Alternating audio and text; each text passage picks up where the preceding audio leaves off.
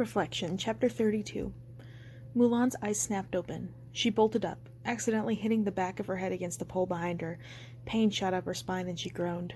Her vision was blurry, still blinded by that intense light from the gates, and traces of the bell's distant ringing still hummed in her ears. She didn't need to see to know where she was. The ground under her boots was moist and cool, and the soft crunch of newly melted snow.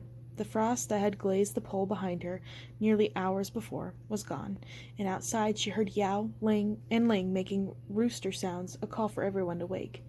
There was no doubt about it. She was back in her tent, back at camp with the rest of Shang's troops. Mulan rubbed her eyes and gathered her legs to her chest. The wooden bowl with the remnants of Qianpo soup clattered at her side.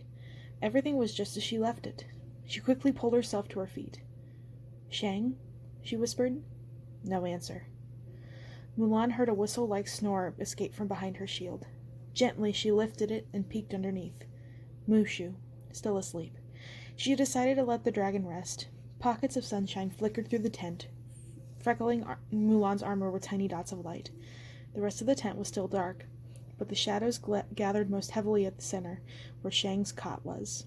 And there she saw Shang's still figure, just as she left him. Her shoulders drooped with disappointment. Had it all been a dream? She breathed into her hands. It wasn't as cold anymore, but her hands trembled. She flexed her fingers to warm her muscles, then noticed the bandages around her ankle were gone. She lifted the hem of her pants. The wound the demon had given her was gone, and the scratches on her hand had vanished. Even her uniform was back to the way it was before, and her father's sword rested against the tent folds next to Khan's saddle. And yet, feeling something soft and feathery in her pocket, Mulan reached inside and pulled out a delicate pink flower, the magnolia blossom Meng Po had given her. She uncurled her fist and inhaled. Did she dare hope that meant Shang was better? Please, let him be well. The ringing in her ears faded, and now she heard quiet but steady breathing coming from the middle of the tent. She took a few steps to the bedside, then knelt and folded her arms on the stool by his head. Seeing him, she let out a ragged breath. He was still asleep, but his hands were folded above his blanket over his chest. She was sure she'd tucked them at his sides before. Twisting her hands to warm them, she reached out her fingers to touch his forehead. His skin was cool. His fever was gone. Mulan felt blood rush to her ears, and she didn't dare shout out to the rest of the soldiers outside. Not yet. She needed to be sure. Her hand still shaking, she lifted his blanket and checked the gash on his abdomen. No infection. The flesh around his wound was still inflamed and pink, with flecks of dark dried blood around the gash, but a thick red line that had formed in the middle of the making of a scar. The wound had closed. Shang coughed. His voice was hoarse, but he half opened one eye. I thought I told you to leave me behind." Mulan's hands jumped to her mouth. She nearly choked with relief. "Shang!" His face scrunched, brows knitting together as the sunlight returned with its full intensity. He blinked again, both pupils focusing on her.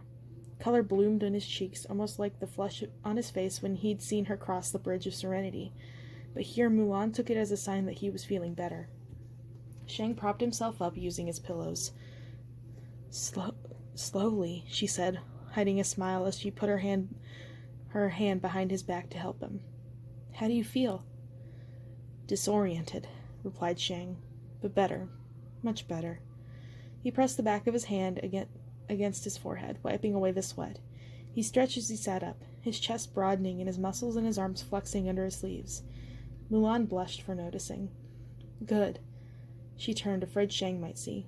Breathlessly she touched her face, its heat giving away the beam radiating in her cheeks. It took all her restraint not to fling out her arms and hug Shang. She didn't know why she was being so shy. He told her in Daiyu how he felt about her. Yet, when she looked at him again, Shang quickly averted his gaze, as if she caught him staring at her. "How long was I asleep?" he asked hastily. "A little more than a day." Shang pulled his blanket over his lap and leaned forward. He wouldn't look at her, she noticed, and he hadn't said a word about them being back in the real world. He's acting strange. Did he not remember what had happened in Daiyu? Did he not remember that she was Mulan, not Ping? A twinge of disappointment tightened in her chest. That meant he didn't remember seeing his father, didn't remember Xi Xi or the moments they had shared, the closeness they developed after she'd told him the truth about herself. Didn't remember what he'd told her just before they crossed the gates, about not letting her go. A lump hardened in her throat. Her hands moved, reaching for a canteen, but she was hardly aware of what she was doing. She felt suddenly cold, as if the world had changed in some irrevocable way, and only she knew. Stop it, Mulan. It didn't matter that Shang didn't remember their time in Daiyu. It didn't even matter if her entire journey in Daiyu had only been a dream. Shang was better. That was the most important thing.